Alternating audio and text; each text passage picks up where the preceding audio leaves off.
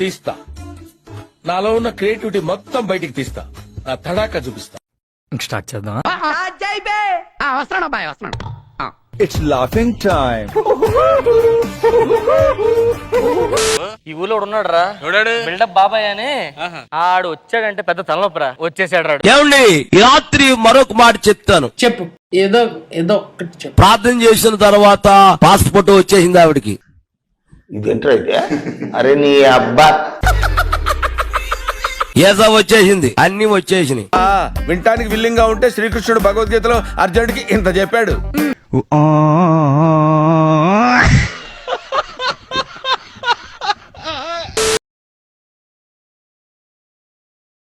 ప్రార్థన ఎట్టించుకుంది, ప్రార్థన అయిపోయింది, రెడీ అయిపోతుంది. ఎక్కడికే నాకు తెలీదు. అప్పుడు అయ్యగారు మీరు కూడా రండి ఈ రాత్రి నాతో అంది. అంటే ఎక్కడికంటుంది? కొట్టే కదా, ఎయిర్పోర్ట్ కు రమ్మంటుంది నన్ను.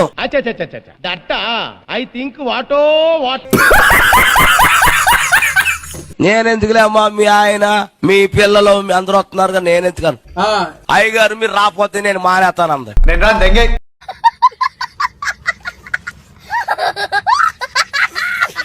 బాబు లేనిపోయింది, అన్ని అందరూ వచ్చి నన్ను కొడతారు, లేనిపోయిన గొడవెట్టకమ్మా వస్తానని కారు ఎక్కించుకున్నారు, తీసుకెళ్లిపోయారు. ఎయిర్పోర్ట్ కు వచ్చేసాం.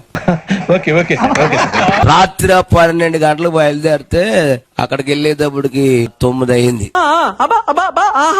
ఉదయం 9 అయింది, రాత్రికి 7 గంటలకంట ఫ్లైట్ అది.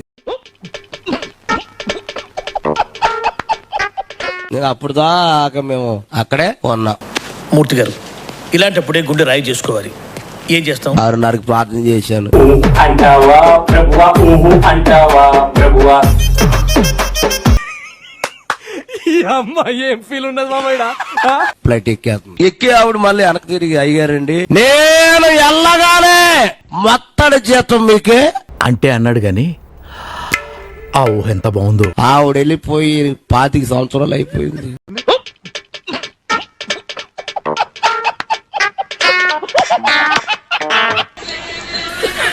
ఇప్పటికి ఫోను లేదు, ఏమీ లేదు. మీ కష్టం పగవాడికి కూడా రాకూడదు గురుగారు. మరేరా, ఈ సంవత్సరమే అక్టోబర్ లో ఫోన్ ఎప్పుడు చేస్తారో తెలిసి కొట్టే వాళ్ళు. 1 గంటకు ఫోన్ చేసింది ఆవిడ. అప్పుడే నిద్ర నడుతుంది, మంచి నిద్ర నడుతుంది. బాబు లేవు, బాబు హలో హలో, ఎవరమ్మా ఎవరమ్మా అన్నాను. ఎవరు మాట్లాడేది?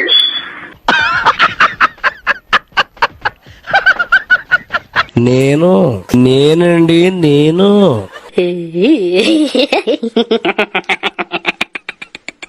మొన్న ఒకరింటికి వెళ్ళాను ప్రార్థన చేస్తాక.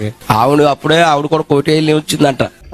కోళ్ళు దువ్వేతనాయి ఆ పక్కన. దువ్వేతబడి ఈవిడ అంటది, శ్రో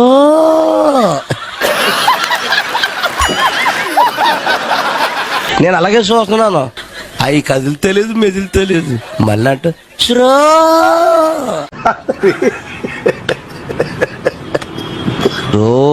అంటే వెళ్తాయి. అప్పుడు నేను లేచి ఏంటి స్లో, ఏం జరిగింది? ఏ స్లో ఏంటి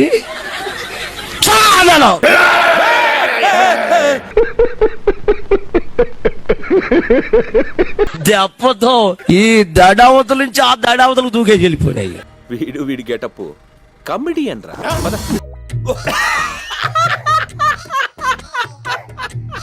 ఇంతకీ ఎందుకు ఫోన్ చేసేవేంటన్నాను. ఎందుకు?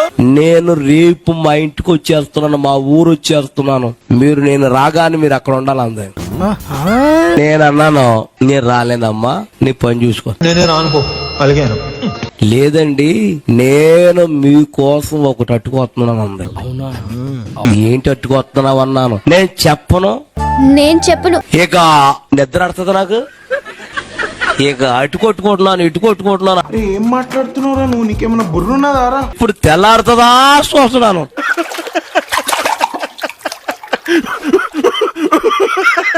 తెల్లారిపోయింది. కాపుగా మొఖం కొడుకుని స్నానం చేసేసి బట్టలు వేసేసుకుని బైబిల్ పెట్టుకుని సెంటర్కి వచ్చేసాను. అయ్యారు ఏంటి పొద్దున్నే వచ్చేసారు ఇటు అన్నాడు. ఒక ఊరు వెళ్ళాలరా నాయన, బస్సు 5 గంటలకు ఉంటది కదా. ఆడంటాడు ఈ రోజు బంద్ అండి అంటున్నాడు డాడీ.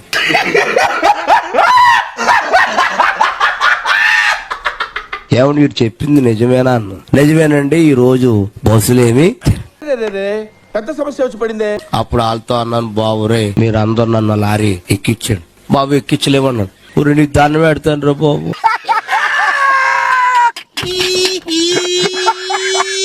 పాప నలుగురు తీసి అలా పెట్టారు లోపలికి. ఆ లారీ వాడు ఎవడు తెలుసా, సిక్కులోడు. ఆడికేమో తెలుగు రాదు. ఆడు లోపలికి వెళ్ళాక అంటాడు కేకే అంటున్నాడు. కేకే కదరా బాబు పోనీ అన్నాను.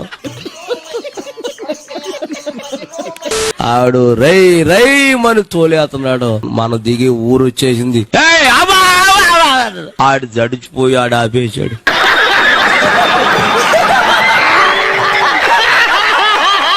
భాష రాదు కదా ఆడికి. సర్లే అక్కడేమో మా వాళ్ళు ఎక్కిచ్చారు. ఇక్కడ ఎవరు దింపుతాడు?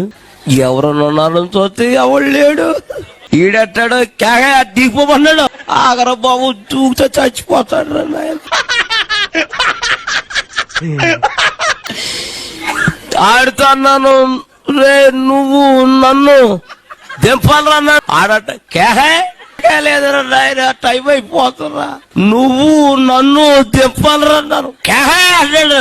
ఆడికి ఎన్ని సైన్ చేసిన అర్థమో తెలియదు. నువ్వు నన్ను దింపాలరా అన్నాను. అప్పుడు అర్థమైంది ఆడికి. ఆడు నా రెక్కట్టుకుని దింపి దింపి దింపి ఎంత దింపునా నాకు రోడ్డు అది తెలియదు.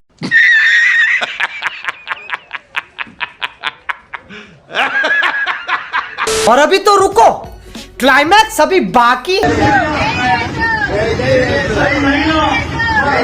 రే రే రే రే ఏంట్రా ఇది?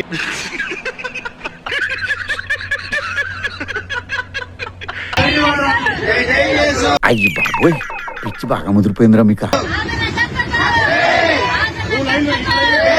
ఇంకా ఆలస్యం చేయకుండా మీ అందరిని పిచ్చి ఆసుపత్రికి తోలేయాలరా.